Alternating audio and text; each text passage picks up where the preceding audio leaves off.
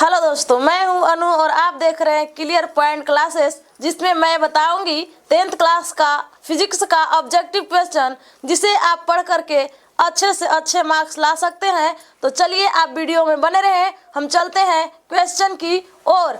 चलिए, पहला नंबर जो आपका क्वेश्चन दिया गया है, प्रकाश का परावर्तन किसे कहते हैं? जी हाँ, प्रकाश का परावर्तन किसे कहते हैं? तो इसका आंसर होगा कि प्रकाश को वापस लौटना ही प्रकाश का परावर्तन कहलाता है। जब कोई प्रकाश किसी सतह से टकराकर वापस लौट जाती है तो उसी घटना को कहा जाता है प्रकाश का परावर्तन। तो आपको याद हो गया होगा कि प्रकाश का परावर्तन किसे कहते हैं? प्रकाश का वापस लौटना। चलिए, अगला नंबर सवाल है कि आपतन कोण और परावर्तन कोण में संबंध क्या है?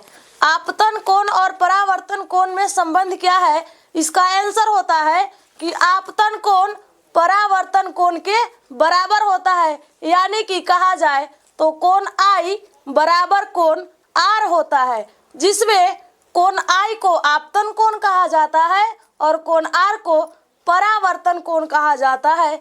अगर आपको इसमें याद नहीं रहे, अगर कंफ्यूजन हो कि आपतन कोण किसे कहते हैं और परावर्तन कोण किसे कहते हैं, तो आप परावर्तन में रा आ रहा है तो जिसमें आर है उसको कहेंगे परावर्तन और जो बच गया उसको कहेंगे आपतन कोण। तो चलिए, याद हो गया होगा कि आपतन कोण और परावर्तन कोण में संबंध क्या है। तो दोनों आपस में बराबर होते हैं। चलिए, अगला नंबर सवाल है कि परावर्तन के कितने नियम हैं? तो परावर्तन के 2 नियम है। परावर्तन के कितने नियम है जी? 2 नियम है। चलिए, अगला सवाल हम देखते हैं, समतल दर्पण में प्रतिबिंब कैसा बनता है? समतल दर्पण में प्रतिबिंब कैसा बनता है? तो समतल दर्पण में आपका जो प्रतिबिंब बनता है आभासी और सीधा बनता है। आभासी और सीधा बनता है। कभी कभी आभासी के जगह काल्पनिक दे देता है और सीधा के जगह वास्तविक भी दे सकता है। तो आपको कंफ्यूज में नहीं होना है, आराम से देख करके आंसर को मार देना है। ठीक है, अगला सवाल है, दंत चिकित्सक किस दर्पण का उपयोग करता है? दंत चिकित्सक कहने का मतलब कि दांत का जो डॉक्टर होता है वो किस दर्पण का उपयोग करता है? तो आपको अवतल दर्पण का उपयोग करता है जी। कौन सा दर्पण? अवतल दर्पण। चलिएगा, सवाल नंबर 6, शेविंग दर्पण कौन सा होता है? शेविंग मतलब जो दाढ़ी बनाने का जो दर्पण होता है, कौन सा दर्पण होता है? तो उसमें भी आपका होता है अवतल दर्पण। क्या होता है जी?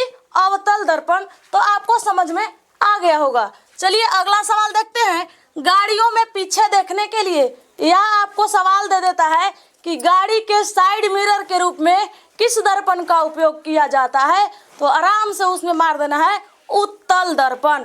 कौन सा दर्पण जी? उत्तल दर्पण। तो चलिए, अगला नंबर सवाल है, उत्तल दर्पण में प्रतिबिंब कैसा होता है?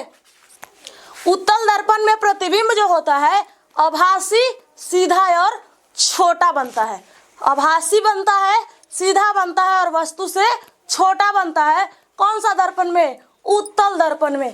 चलिए, अगला सवाल है आपका, अवतल दर्पण का फोकस कैसा होता है? अवतल दर्पण का फोकस आपका वास्तविक होता है जी। कैसा होता है? वास्तविक होता है। अगला सवाल है, दर्पण सूत्र क्या है? दर्पण सूत्र होता है 1/f बराबर 1/v प्लस 1/u।